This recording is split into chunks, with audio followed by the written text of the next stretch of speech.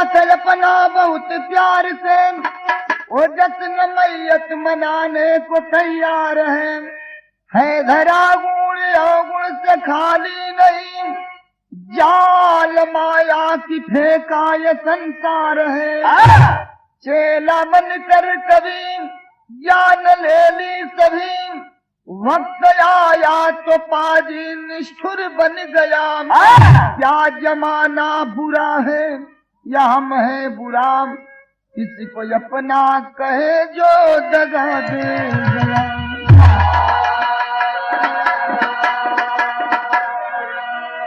क्या जमाना बुरा है या हम हैं बुरा, किसको अपना कहें जो दगा दे गया।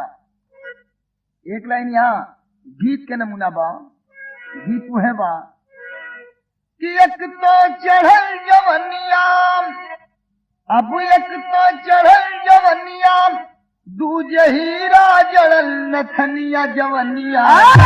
जवनिया जादूदार ले नथनिया मंत्र मारे ले, जादूदार ले नथनिया मंत्र मारे ले, जवनिया जादूदार ले नथनिया मंत्र मारे ले। इस तरह गीत के नमूना, लेकिन गाना के अंदर भाव देने की बात कहना बा कि जब खन के लहात कतरला, जब खन के लहात कतनला, तो झूम उठेला सुंदर अंगना जवनिया। जवनिया प्यार मांगे ले समैया धाम मांगे ले, जवनिया प्यार मांगे ले समैया धाम मांगे ले, जवनिया प्यार मांगे ले समैया धाम मांगे ले। यही से कहानी की शुरुआत बा, कहना बा कि अखिल धरा की शहर पर चले भोला दानी, सयानी सेविका थी साथ में गिरजा रानी। नशा गंधारी कंटक वेल की चढ़ाए थे, प्रियदम फल फिलक प्रियदम फल पिला शिवनाथ ये फरमाए थे। मध्य कानन में आसन मारे है तरु के नीचे, उठत कृषाण उज्वाल शंभु दम पे दम खींचे। बाबूजी, एक बार बाबा भोलेनाथ दुनिया की सैर करने के लिए भवानी को साथ में लेकर के चल पड़े थे। गंधारी का अर्थ है भांग, कंटक वेल का अर्थ है धतूरा, दमफल का अर्थ है गांजा। गांजा भांग धतूरा की नशा में चूर थे, फिर भी उन्हें संतोष नहीं हुआ। कुछ दूरी पर जाने के बाद भवानी से कहते हैं मुझे गांजा पिला दो। भवानी एक पेड़ के नीचे बैठाती हैं भोलेनाथ को, गांजा बना करके देती हैं और भोलेनाथ गांजा पी रहे हैं। पी करके गांजा का जो भस्म था, जो राख थी गांजा की, उस गांजा की राख को या उसके भस्म को जमीन पर गिरा देते हैं। और जब जमीन पर गिरा देते हैं तो होता है क्या, क्या जलम जल भस्मम वो शख्स को जमीन पे डाल दिया। घोर आश्चर्य हुआ जन्म कला लिया,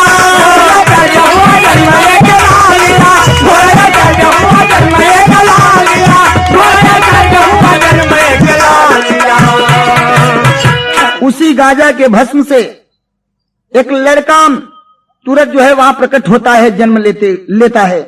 परिणाम जब भोलेनाथ उस लड़के को देखते हैं तो कहते हैं क्या कि जब देखे सुंदर ललना, जब देखे सुंदर ललना, कहे बेटा तू भक्ति करना जवनिया। जवनिया प्यार मांगे ले समैया धार मांगे ले, जवनिया प्यार मांगे ले समैया धार मांगे ले, जवनिया प्यार मांगे ले समैया धार मांगे ले। कहले न बेटा हम तो चलो ही दुनिया के सैर करे बदे, तू ही हमें भक्ति भजन करम, जब दुनिया का सैर समाप्त हो जाई हम लौट के आई तो से यहाँ भेंट करब। यह आश्वासन दे के भोलेनाथ चल दिलन है आगे की ओर। एक लाइन गीत लागत बा। आ गीत वह बा कि गोरकी पतारम की के अब आखी में कजरवा मोर राम, आखी में कजरवा मोर राम, आखी में कजरवा हे राम आखी कै कजरवम, हे राम आखी कै कजरवा जनवा मारला हो राम, हे राम आखी कै कजरवा जनवा मारला हो राम, हे राम आखी कै कजरवा जनवा मारला हो राम। लेकिन भोलेनाथ जब आश्वासन दे के चलन है, वो समय के भाव बा कहना बा कि जोगवान के राम दिहले अब भागती के झोरिया मोर राम, भागती के झोरिया मोर राम, भागती के झोरिया हो राम। हे रामा कैले भोले दानी प्रस्थानन हो राम, राम कैले भोले दानी प्रस्थानन हो राम, राम कैले भोले दानी प्रस्थानन हो राम। भवानी के साथ में लेके उत आगे बढ़लन। आई लड़का वो हमें बैठ के जौन बाटे भक्ति भजन करे लगल, तपस्या करे लगल। कितना दिन तक वो लड़का भक्ति भजन कैलस कि 12 वर्ष बीत गईले भगति के दीनावा। अब अइले त्रिपुरारी एक दिन साथ ले मैया नवाम। 12 वर्षों तक वह बैठ करके तपस्या करता रहा। 12 वर्षों के पश्चात जब भोलेनाथ भवानी को साथ में लेकर के वापस आए, देखते हैं दोनों नयन बंद किए हुए वो लड़का भक्ति में लीन है। आकर के उस लड़के के सिर पर हाथ रखते हैं। हाथ रखते हुए कहते हैं, पुचकारते हुए क्या कहते हैं कि जो गवार मवल रे बेटा, जो गवार मवल बेटा हम के बुलवल बेटा, हम के बुलवल बेटा, हम के बुलवल हो राम। तेरा मामानी लमनीक्षा, तेरा मामानी लमनीक्षा वरदान हो राम, तेरा मामानी लमनीक्षा वरदान हो राम, तेरा मामानी लमनीक्षा वरदान हो राम। तुहार भक्ति देख के बेटा हमार हृदय गदगद हो गइल बा। वाह! मन इच्छा, मन का जौन इच्छा हो के वो वरदान हमसे मांगला। कहलस वो लड़का की बाबा वरदान तो देवे करबाम, ऐसे पहले एक बात हमके बतावा। हम क्या आश्वासन दे के चल गिला भजन करे खातिर के हम भक्ति भजन करे थे, लेकिन हमारा नाम कहा, नाम तो बतावा। कहलन कि बेटा जब नाम का बात आ गई चला हम तुहार नामकरण कह देते हैं। भस्म से पैदा भइला, ऐसे तुहार नाम रही भस्मासुर। भस्मासुर वो लड़का का नाम पड़ गई। एक बाद भोलेनाथ कहलन कि बेटा वरदान मांगला। भस्मासुर कहलस की 3 वचन दा, जवन मांगब तो देबा न। कहलन की जरूर दे। 3 वचन लेके और तब भस्मासुर कहत बा भोलेनाथ से का कहलस, तन समझ जा। एक लाइन गीत बा, गीत वह बाम कि पिया गईल परदेस घरवा तड़प सजनी। अब पिया गईल परदेस घरवा तड़प सजनी, गरवा हसूली हिलोर झक झोर झूलनी, गरवा हसूली हिलोर झक झोर झूलनी, गरवा हसूली हिलोर झक झोर, गरवा हसूली हिलोर झक झोर झूलनी, गरवा हसूली हिलोर झक झोर झूलनी, गरवा हसूली हिलोर झक झोर झूलनी, गरवा हसूली हिलोर झक झोर झूलनी। वरदान भस्मासुर मांगत बा भोलेनाथ से। का मांगत बाम कि बाबा जे करे कपारे हाथ देई जब धरी, बाबा जे करे कपारे हाथ देई जब धरी, त राखी हो जा बरदान दा पुरार लहरी। अरे राखी हो जा बरदान दा पुरार लहरी, राखी हो जा बरदान दा पुरार लहरी। यह वरदान दे दाम जेकरे कपारे पर हाथ रख दे उ जल के भस्म हो जाए। तो कह के एवं मस्तु भोला रहे मुस्काई हो, कहे भस्मासुर आड़भंगी से सुनाई हो। भोलेनाथ कह दिए एवं मस्तु तथास्तु, जाओ ऐसा ही होगा। वरदान ले लिया। तब फिर भोलेनाथ से भस्मासुर पूछा कि बाबा ये बताइए, जो वरदान आप मुझे एवं मस्तु कह करके दिए हैं, यह वरदान वास्तव में सत्य है अथवा मुझे धोखा देने के लिए कहे हैं आप? भोलेनाथ कहला कि बेटा एकदम सच्चा वरदान बा, विश्वास ना होई तेकर तू आजमाइश कर लिया। भस्मासुर कलश की जब आजमाइश करेगा बात करत बड़ा तो हमार तो विचार करत बा कि पहले तुहरे कपारे पर हम हाथ रख के आजमाए ले। कहला कि रे बेटा हम ही से वरदान पौला, हमरे कपारे पर हाथ रखबा। भस्मासुर कलश की एकदम तुहरे कपारे पर हाथ रखब तुहे जलाई नहीं देखे, हमार बात मान ला। कहलन कवन बात? तो भस्मासुर बतावत बा कि अब त राखब तुहरे सिर पे हाथ जईबा मरी, अब त राखब तुहरे सिर पे हाथ जईबा मरी, नाता दे दया पन्नार हम बनैबे मेहरी। अरे नाता दे दया पन्नार हम बनैबे, नाता दे दया पन्नार हम बनैबे, नाता दे दया पन्नार हम बनैबे, नाता दे दया पन्नार हम बनैबे, नाता दे दया पन्नार हम बनैबे मेहरी। बस ये हमारी बात मान ला। है संगवा जन औरतिया लेके जात हुआ, ये औरतिया के हमें दे दा आ नहीं तो तुहरे कपारे पर हाथ रखब तो के जलाई। भोलेनाथ क्रोध में त्रिशूल तो उठा लेहलन, लेकिन वरदान जौन पा गेल बा उ लड़का भस्मासुर तुरंते हाथ ऊपर उठौलस, और जब हाथ ऊपर उठौलस समझ गेलन कि हम ही के जलाए के भस्म कर दे। तो नतीजा का निकल तेरी में भाव बा कि अरे बेहायाम बेहायाम बेहाया जब की बेटा होएगा, अब बेहाया जब की बेटा होएगा।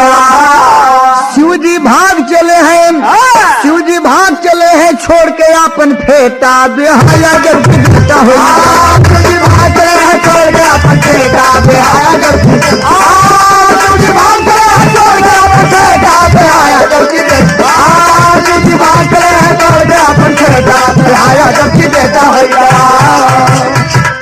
एक लाइन गीत लगा बात नहीं बढ़िया भैया। भोलेनाथ भाग चलन है, भागत भागत भोलेनाथ एक थे कंदरा में पहुंचलन है। कंदरा में? हाँ, कंदरा में गुफा में हो, और गुफा में जाए के अपन रूप बदल के तुरंते बंदर का रूप बनाए के आए के गुफा के द्वार पर एक पेड़ की डाल पर धीरे से बंदर के रूप में बैठ गेलन है। आए हर भस्मासुर भोलेनाथ के खोजत खोजत बहुत दूर गुफा के अंदर चल गिल बा। मिल जाई बुढ़वा तो पहले ओके जलाई दे, करीब है सुघर की मेहरुआ के लेके चला। भगवान विष्णु के चिंता सतावे लगल, देखत है भस्मासुर सहजे में जलाए के भस्म कर दे भोलेनाथ के। एहनाते भगवान विष्णु कैलन है काम, वह जितिया बाम कि पिया गईले परदेस सुगन पठावसन सवार, पिया गईले परदेस सुगन पठावसन सवार, पिया गईले परदेस सुगन पठावसन सवार, अरे सुगन पठावसन सवार, सुगन पठावसन सवार, पिया गईले परदेस सुगन पठावसन सवार। ई तरह गीत के नमूना। लेकिन भोलेनाथ के रक्षार्थ विचार करके भगवान विष्णु चल दिलन है, रूप बदल के कौने रूप में चलन है कहना बा कि कैले विष्णु विचार उधम मचावे लछलिया, कैले विष्णु विचार उधम मचावे लछलिया, कैले विष्णु विचार उधम मचावे लछलिया। तो गिरिजा के रूपवा बनवले, अरे गिरिजा के रूपवा बनवले, अरे गिरिजा के रूपवा बनवले। गिरिजा के रूप रूप बना के, भवानी का रूप बना के भगवान विष्णु कंदरा में गईलन है। देखलन कि भस्मासुर भोलेनाथ की खोज रहल बा। दूरवे से आवाज देतुअन, हे भस्मासुर जब तकलस इशारा करतुअन, चली आवा। सोचत बा भस्मासुर की है भाई, जवनी मेहररुआ खातिर के बुढ़वा के हम जलायो बदे खोजत रहली, वो मेहररुआ अपने आप हमारे लगे आ गई। तब बुढ़वा के का खोजी तनी चली होकर बात तो सुन लई आइलन। आज जब भस्मासुर भगवान विष्णु मोहनी रूप में हूँ जब पहुंचल है वहां तक कैलन है का भगवान विष्णु, अरे गिरिजा के रूपवा बनवले अब भस्मा के जाल में फंसवले, अरे भस्मा के जाल में फंसवले, अरे भस्मा के जाल में फंसवले। अब गैले कंदरा माझार उधम मचावे लछलिया, गैले कंदरा माझार उधम मचावे लछलिया, गैले कंदरा माझार उधम मचावे लछलिया। मोहनी रूपी भगवान विष्णु कहलन के रे का बुढ़ऊ के चक्कर में पड़ बड़ा भैया, तू चलो हम तोहरी संगे चले खातिर तैयार बनी। हमार तो मन आज ही जागिल बा वो बुढ़वा से। वो बुढ़वा के देखत नहीं खा, मुंह में कहू दांत नहीं खे। हम खुदे सोचत नहीं कि तुहरा जैसन केहू भल मनई मिल जाये, बुढ़वा से संग छूट जाये, हमार पिंड हमार बच जाये, गला छूट जाये। अहो भाग्य बा कि तू भेटा गईला, चल हम तोहरी साथे चले बदे तैयार हैं। मोहनी रूपी भगवान विष्णु कहलन का कहलन, गीत लगत बा कि अरे चलिम अब चलिम जवानी मरी माटी में मिलावता मुआवता, जगिया सोवना बल मुआ तरसावता, जगिया सोना बल मुआ तरसावता, जगिया सोना बल मुआ तरसावता। ई तरह गीत के नमूना। लेकिन मोहिनी रूपी भगवान विष्णु भस्मासुर के अपनी ओर आकर्षित करे बदे, जाल में फंसावे बदे, ओकर अंत करे बदे कहलन है का कहलन है कि अरे कीड़ा बिच्छू बाजार से, तो कीड़ा बिच्छू बाजार से हमके कटावेला जगावेला, सजिया सोवना ही बुढ़वा तरसावला, जगिया सोना ही बुढ़वा तरसावला, जगिया सोना ही बुढ़वा तरसावला। चले बदे तैयार है। भस्मासुर बड़ा खुश हो गई, काया बुढ़वा के मरले से मतलब बा। जब ये अपने मन में चले बदे मेहरारू तैयार बता कैला से कहा भस्मासुर कि सुन के भस्मासुर मोद दिल में बढ़ावेले,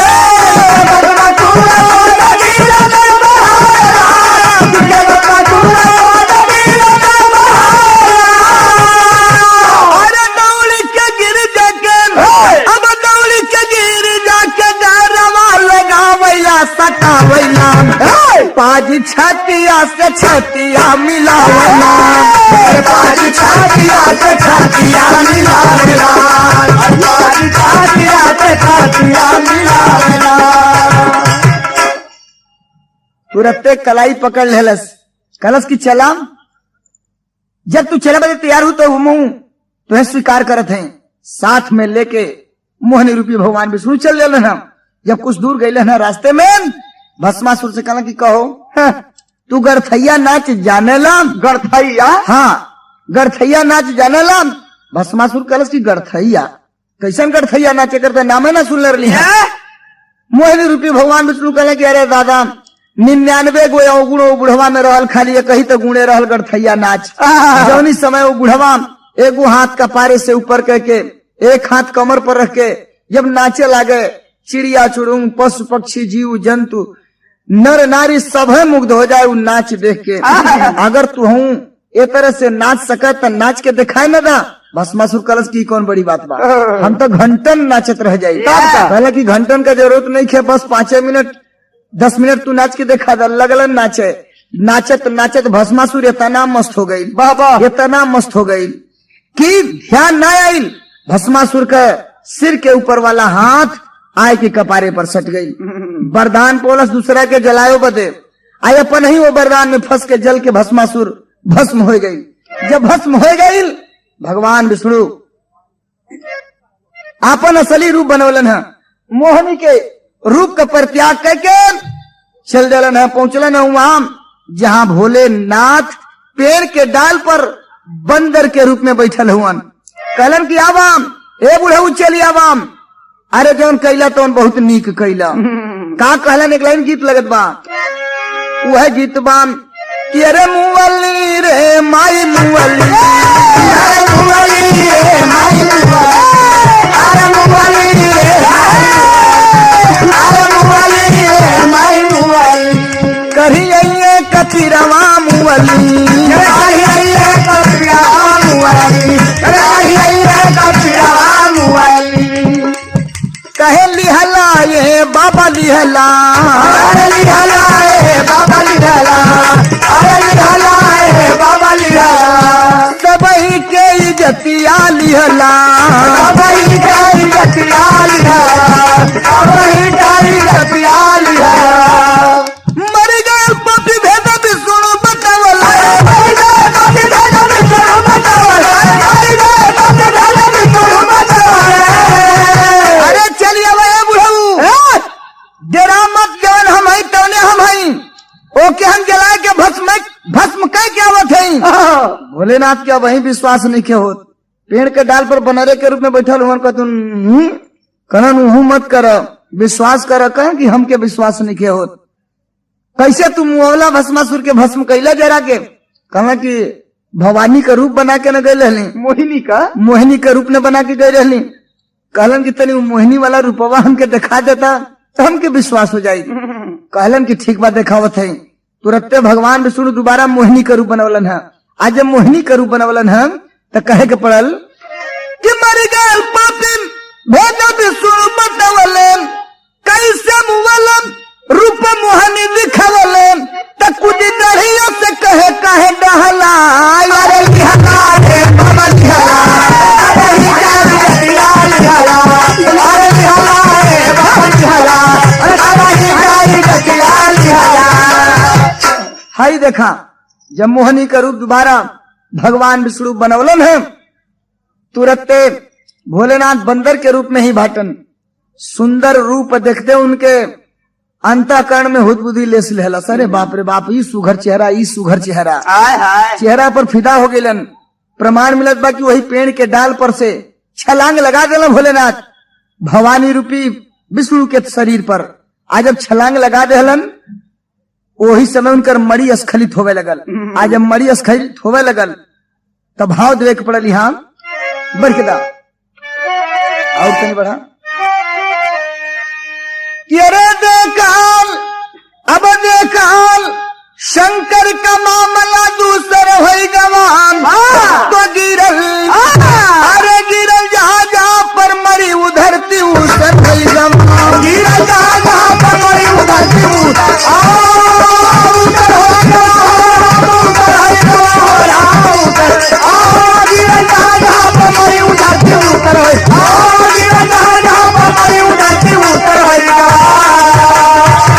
प्रमाण मिलत बा जब भोलेनाथ के मरी स्खलित होवे लगल, मरी जो धरती पर गिरल, उठा के भगवान विष्णु वो मरी के झटक के फेंक देलन है।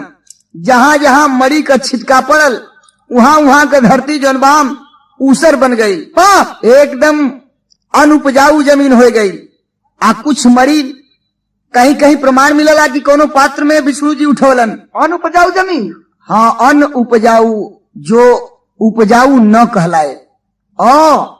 उपजाऊ कहने का मतलब है कि बाबूजी कुछ मरी को ले लिए पात्र में, और पात्र में लेकर के भगवान विष्णु करते हैं क्या कि अरे बचल कुछ कमंडल में उठाए ते छानावाम, गुरमुख कैले अंजनी के डाल ले जकनवा, अंजनी के डाल ले जकाना, अंजनी के डाल ले जकाना।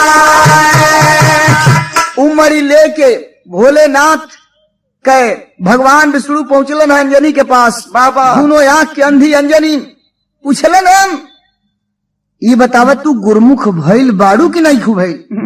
कहलन कि महाराज गुरमुख का कहला हम तो जानते ना है। भगवान विष्णु कहलन कि आवत हम तो के गुरमुख कर दें। गुरमुख करे के बहाने खूब गुरमुख बढ़िया ढंग से खैलन। काने में मरी जौन बात डाल देना भोलेनाथ का। पौराणिक प्रमाण मिलत बा कि कान के रास्ता से मरी जब अंदर गई ओसे अंजनी के गर्भ रह गई। आज जब गर्भ रह गई तो वही गर्भ से भइल काम। अरे खाली बीरों से भरती, खाली बीरों से भरती, फिर से भूधर भई जवान, तो गिरल जहां जहां पर मरी उधरती उस पर भई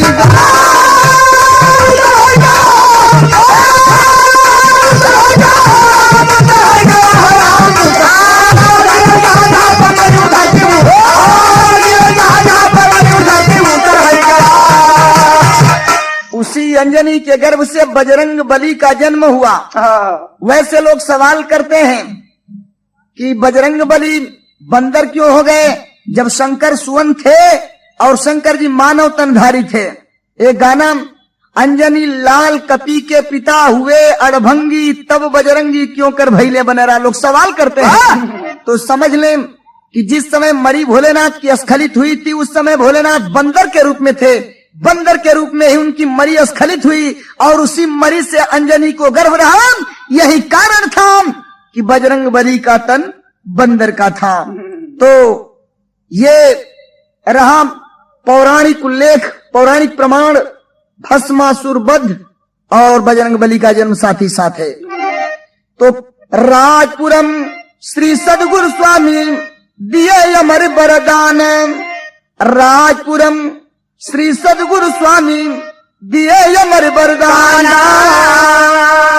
जखाड़ जदू लौटल रेदन लालता करे गुणगान हो, बिहाया जब की बेटा होगा, अब बिहाया जब की बेटा होगा, परशु देवनाथ सुधर ने साथ निभाया, बिहाया जब की बेटा होगा,